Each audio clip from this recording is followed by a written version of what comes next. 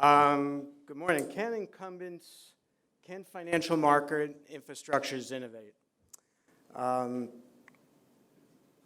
Some of you, especially if you're outside of the financial industry, may think of it from a different perspective. Can legacy, heavyweight, slow-moving infrastructure dinosaurs change?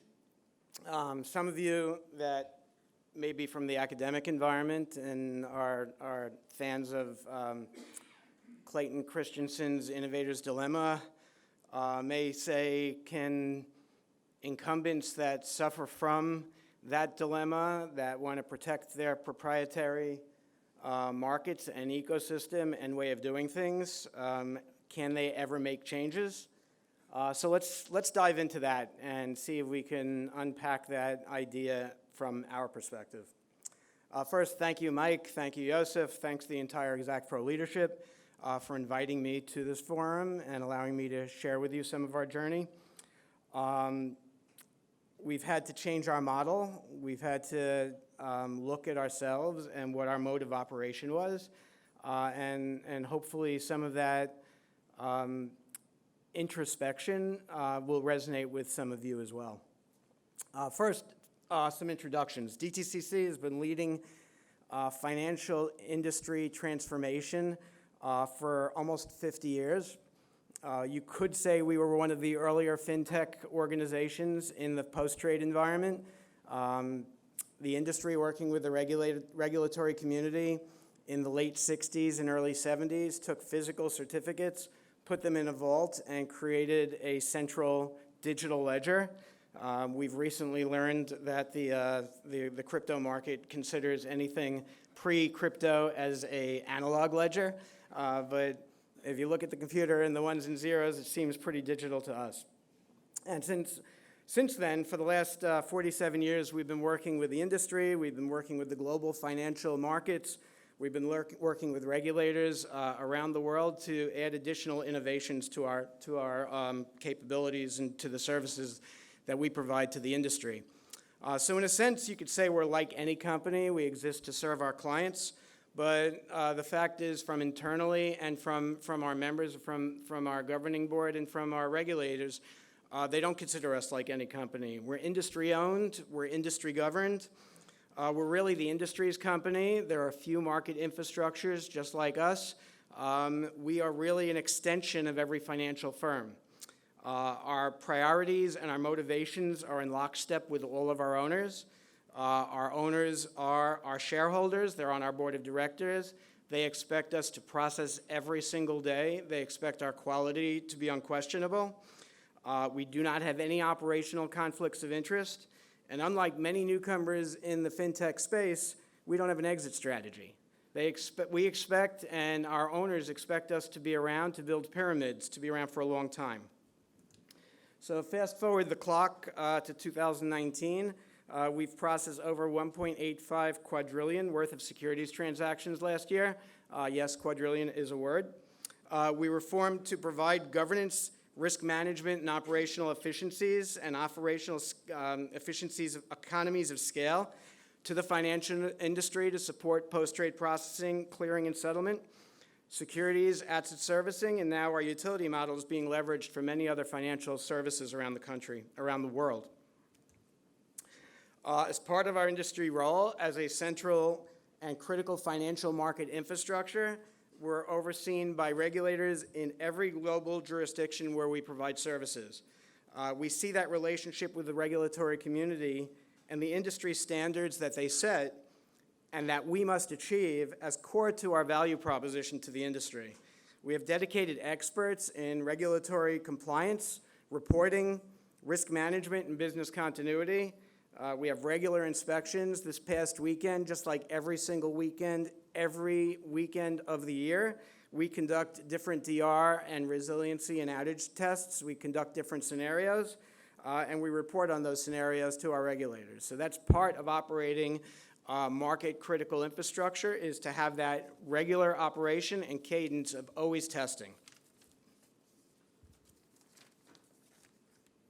So Since this is a testing-oriented conference, we're going to start with the scientific method, which really is supposed to start with a hypothesis that we're going to prove or disprove.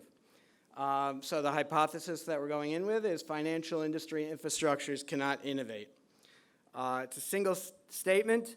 It's common to many incumbents around many established industries that we look at innovation and we look at the potential disruption and we look at our existing models and we try and figure out where those two meet. So innovation can take many shapes and is responsive to many demands, and we've been working with the industry for 50 years to move forward from originally batch and receiving tapes to going to real time to we process thousands of trades T0 every single day. Some of that is misunderstood and misreported, but T0 is part of the financial industry. Many firms can do that, but the reality is buyers buy what they can't pay for and they sell what they don't own. So 2 days is right now common industry practice to get the liquidity in place to do many transactions, and everyone orients themselves towards that.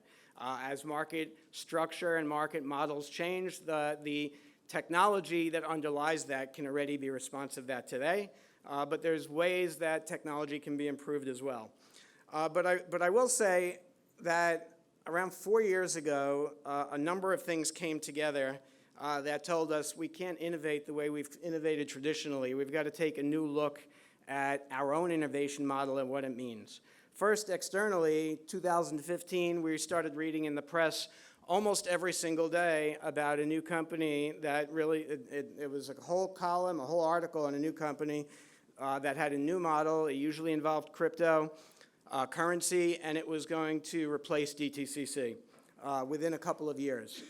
We looked into each of these companies, and what we pretty much always found is the company had no customers, it had no product, it had no revenue. Usually had 2 people, a laptop, sometimes a company dog, but they were getting coverage that they were going to disrupt DTCC because of this new technology. And it was this new technology that was the model that said fundamentally people believed that this was a real disruptive force. Next example of why we needed to change came from my home life. My then, 4 years ago, my 18-year-old son told me that he wanted to invest in the markets, and I said, good, cool, who are you going to use? Expecting the answer to be one of the brokers down the street, and he goes, I'm thinking about Robinhood or Betterment, and it was like, who? And he told me about them. So about a year ago, or a couple of years ago, I was literally in one of our officers' meetings. There was a technical glitch, and I was talking to somebody about what my son had said.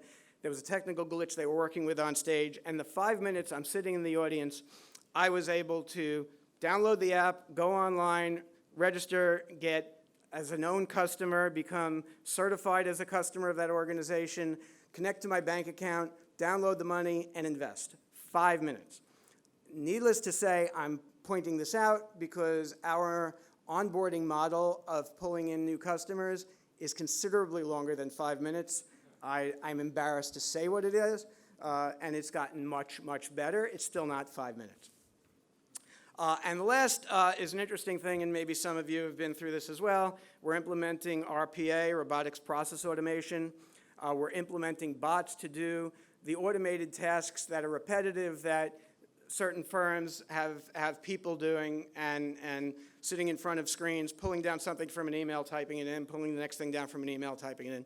So we had implemented this, we had implemented these bots, and as we implemented each bot and assigned it an ID, our HR system wanted to send it to training. It wanted it to go off campus to get multiple certifications. It had to go through ethics training. This was a bot. But just because we had an internal process that every ID that came into the organization, it must be a person, we had to send it for ethics training. So this kind of convergence of how we were looking at technology from an external perspective, how we dealt with our clients and the interactions with our clients, and how our internal systems were accommodating new technology said, aha, we've got to take this head on, we've got to do something about it. So they're all transformational. These models, the new approach to client interaction and client experience, how you can use cloud, how you can use distributed ledger, artificial intelligence. They are all, the potential of them, if you can go into your magic ball and look out multiple years, is your organization is going to be a much different place than it is today. But the reality is we are where we are today, and everything is a long journey. Everything is building on incremental steps that move us forward. And we recognize that as part of our model, but we had to set forward targets. We had to say, how are we going to start moving?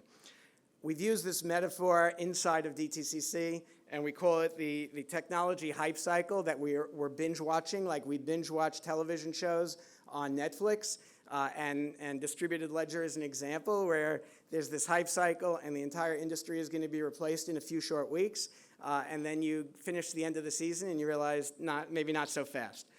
So we're seeing these technologies, DLT, AI, cloud, and we see the transformative power, but we know that it requires testing, it requires non-functional requirement exercises, it requires all the little things that we've done with technologies since the beginning, since we first formed. We've seen it with databases, we've seen it with the internet, we've seen it with Java, and these are new technologies that have now come into our sphere, and they're going to change. They're going to change the entire market, but it all needs to be done in appropriate steps. So we've created a program inside of DTCC, and the program is all about innovation, but without any irony, our starting point for almost anything that goes on inside of DTCC, based on our role, our position, and the responsibility which all of our owners have entrusted us, is to make sure that we have safe and sound markets that we process every single day. And there's a lot of way to approach innovation. There's a lot of way. Facebook is famous for move fast and break things. That's their motto. That's not our motto. None of you, none of our regulators, no one would accept that as our motto. So our starting point, something one of our previous CEOs used to repeat often, do no harm.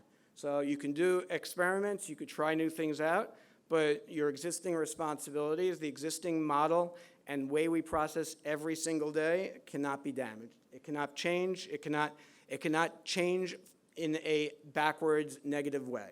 Anything we do and any new technology and any implementation we make has got to improve that position.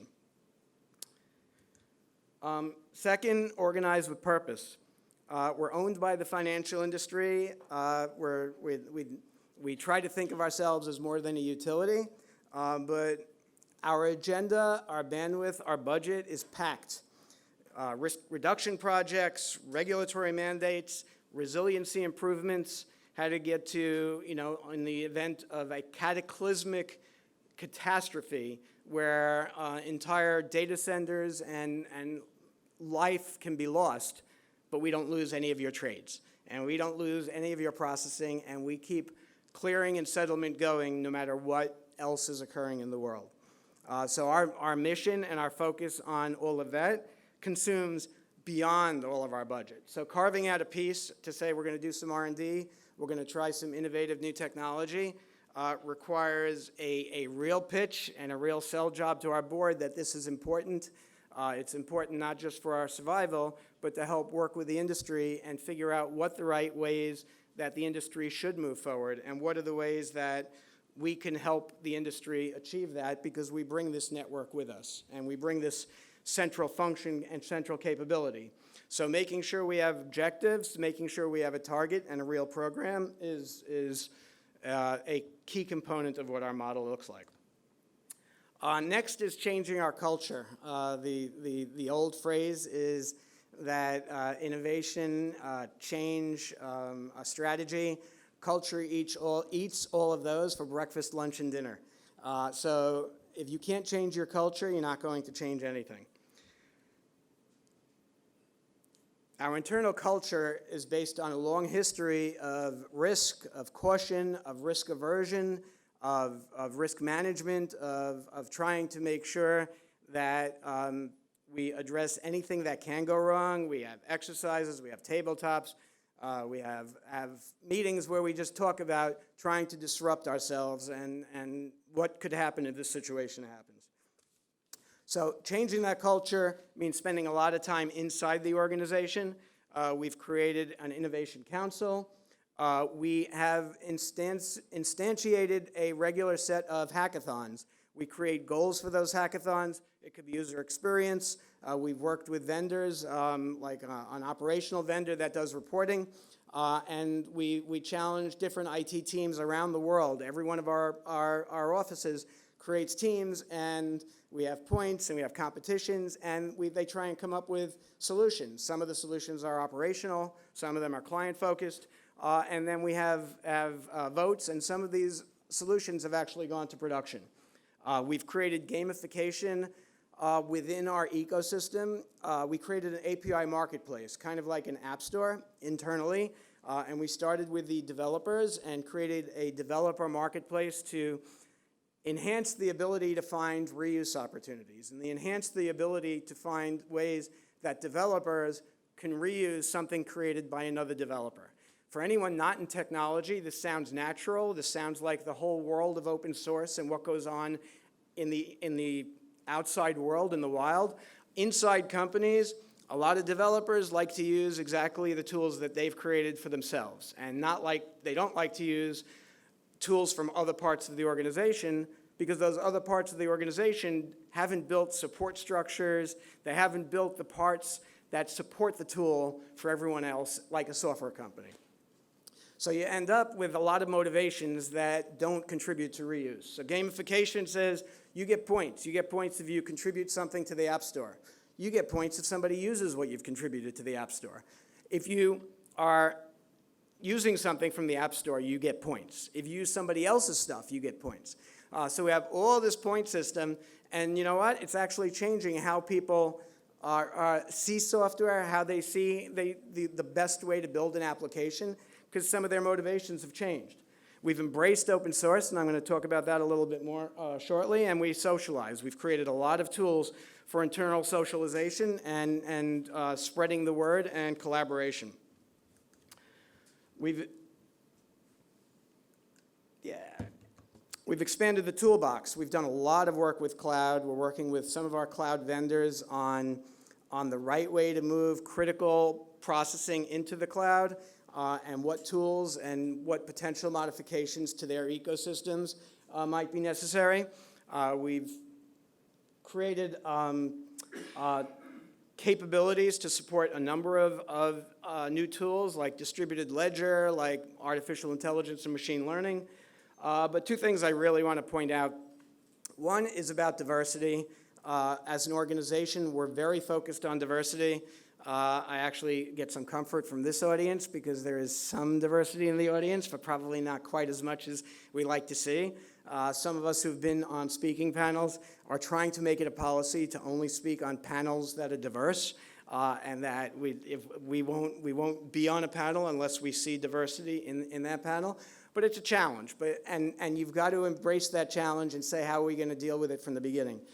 Girls Who Code is an organization that tries to get women into coding and break through the stereotype that has really resulted in a pipeline that is almost entirely male-dominated around the world.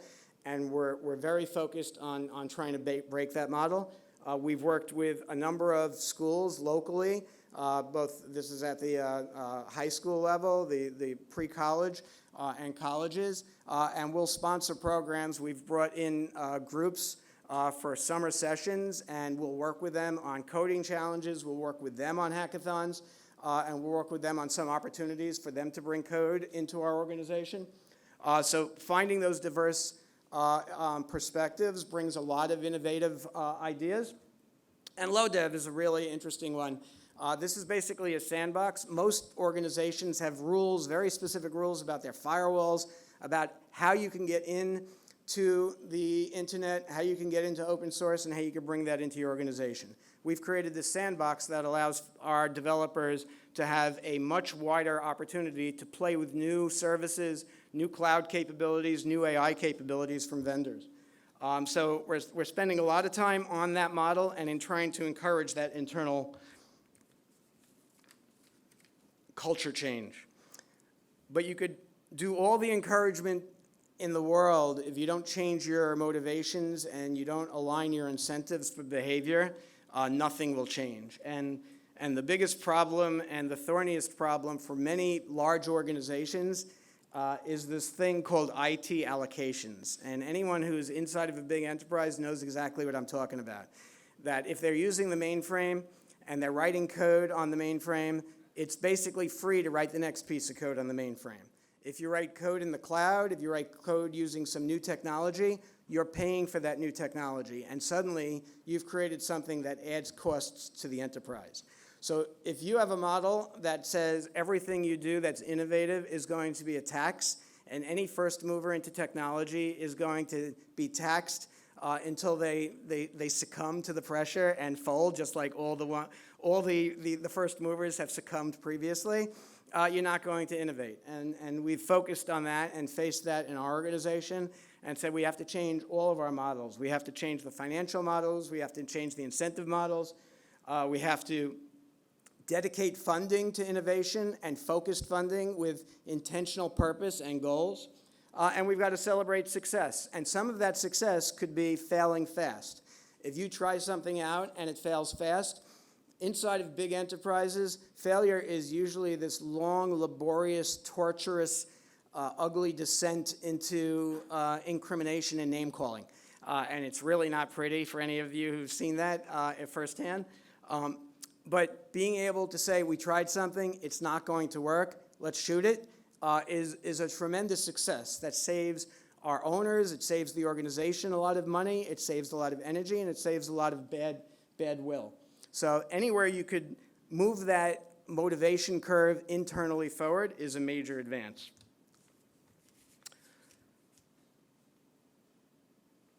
So many technologies come through the door, and they're the next silver bullet, and they're the next thing that's going to solve everything until you actually turn it on. And then you turn it on, and you suddenly realize, well, as soon as you put 3 transactions through it, it doesn't work, even though it used to work for 1 transaction. Or when it breaks and you try to bring it up again, it requires you to completely wipe out the database and start fresh. Or something goes wrong, a node goes down, and you don't know the node goes down. It doesn't make any noise. It doesn't bring up a pop-up screen. It doesn't give your operations any alerts because none of that was instrumented into that ecosystem. So until you test quality, until you really try to verify something in wartime, air quotes, conditions where this thing is being tested in anger, you don't really prove anything. We had a notion a few years ago of going cloud first. We realized cloud first doesn't work until you've got security first, automation first, and resiliency first. And we also realized you can't have more than one first. So we've taken a few steps back. We've focused a lot of our energy around making sure that security, resilience, and really automation are extreme. That when we say we're automating something and we try to make servers immutable, then you don't patch immutable servers. You don't change immutable servers. You don't ever change configurations and have configuration drift on immutable servers. You basically destroy it and redeploy it from the very beginning. And if you have your pipeline built and your development pipeline and your infrastructure pipeline and everything is software, everything is code, and everything is going into your code repositories and your validation, then you're a big step forward in where you need to be on moving towards a quality-based implementation. Rinse, repeat. Manage your innovation program to get to the point of a minimum viable deliverable, something that can demonstrate that the innovation matters or it doesn't matter. And if it doesn't matter, you've achieved something because you've said, this technology is interesting, but it has nothing to do with what we do. Or this technology just can't hack our non-functional requirements for scale or performance. Or it doesn't deliver the business value that we thought it was going to deliver. The point is that innovation is not a destination. It's not, this is what we're trying to accomplish. It's a journey. And everything is an incremental step forward. And it takes a lot of perseverance. So Probably a couple months ago, a magazine called Global Custodian published an article about how quickly market infrastructures were embracing FinTech, working with FinTech, working with vendors, working with new technology. Firms like some of the firms that are in the room here in the back. And the way the article put it was, in a brutal sense of irony, the disruptor has become disrupted by the disruptee. The article went on to discuss how startups are being surprised that the financial industry can pivot and embrace innovative technology. Given that we've done this for a while, we have been pivoting and dancing and imagining a dinosaur, a T-Rex dancing on the head of a needle is, I guess, might be the image you hold in your head. But let me point to a couple of areas of innovation within DTCC that are underway today. First, as a nod to both the conference sponsor, Exactpro, as well as our enterprise test engineering group, they're focused on a lot of innovative approaches for improving quality at DTCC. They're pushing the front edge of our automation capability by saying that the pipeline has a fully automated set of test cases that they validate not only software functionality, but as many non-functional requirements as possible, that they validate our infrastructure configuration, that all of this validation happens inside of our pipeline. We're encouraging and in the end forcing more of our developers to use that pipeline, even if they used to do things their own way. Because they get so many advantages from doing things the right way, they don't want to do their own thing anymore. We're leveraging inside of that group machine learning and AI. An example is that we use machine learning to identify common query patterns from some of our clients. When you start seeing those common query patterns, we feed that information into our testing methodology. So now that we see what people are really focused on in terms of queries, we could orient all of our testing and test scripts to test more of the edge cases. The number of test cases for many systems, many large systems, is almost infinite. But if you could expand the test coverage in areas of real pressure and real focus, then you've got something and you've got value. So being able to do that is an example. And pushing our collaboration tools, and we're starting to try and use chatbots to get real-time feedback so we can turn around defect backlogs much quicker. Thought leadership for the industry is another example of where we're pushing forward. As we are doing research into our cloud journey, as we're doing research into distributed ledger, we've been continuing to advance our capabilities, and we're sharing all of that with the public. Certainly the financial industry, but a lot of things we're learning in cloud and pushing forward with our cloud vendors, and a lot of things we're learning on distributed ledger. For instance, the post-trade tokenization framework document we released earlier this year, and the DLT governance document that we recently published as a joint authorship with Accenture are really generalized network, distributed ledger network knowledge. And it not just applies to the financial industry, it applies to anywhere where you want to create a network that shares a technology stack, shares a distributed ledger model, and requires a governance and administrative capability. And lastly, starting at our top, our CEO supported funding an Office of FinTech Strategy, which is looking outside and working with our industry, working with FinTech, working with technology vendors, and finding opportunities, the right opportunities for DTCC to work with the industry on leading us to the next level and the next generation of market infrastructure and capability. A great example that I would like to share, and certainly from, we've met with quantum computing vendors, and we're looking at where we can apply and leverage capabilities from that, all the way through to more mature models and security. But I do want to point out the work we are doing with Hyperledger. And as Mike noted, I just recently, in February, became chairman of the board of Hyperledger. But Hyperledger is an organization that's really bringing together all of the brightest minds in the distributed ledger ecosystem to focus on enterprise-grade capabilities and all the things that are needed inside of enterprise-grade distributed ledger models for a community. Those of you who are working with distributed ledger know there are a lot of different technologies out there and a lot of different models. Hyperledger is under the Linux Foundation, so the biggest open source community in the world. And some of you might think of Hyperledger as one project and one technology stack fabric. There's really 15 different projects under Hyperledger. There's 5 different stacks. There's Fabric, there's Sawtooth, there's Iroha, there's Burrow, and we just announced a new one, Besu, which is a new Ethereum client. We've gotten closer with the enterprise Ethereum community and the large skills that they bring into that ecosystem. Both R3 and Digital Asset in the back of the room are members of Hyperledger. And the different projects from a crypto security library, Project Ursa, to interoperability, to testing frameworks, Caliper. There's many different projects in the Hyperledger community. We have special interest groups that are in telecom, that are in healthcare, that are in the food industry.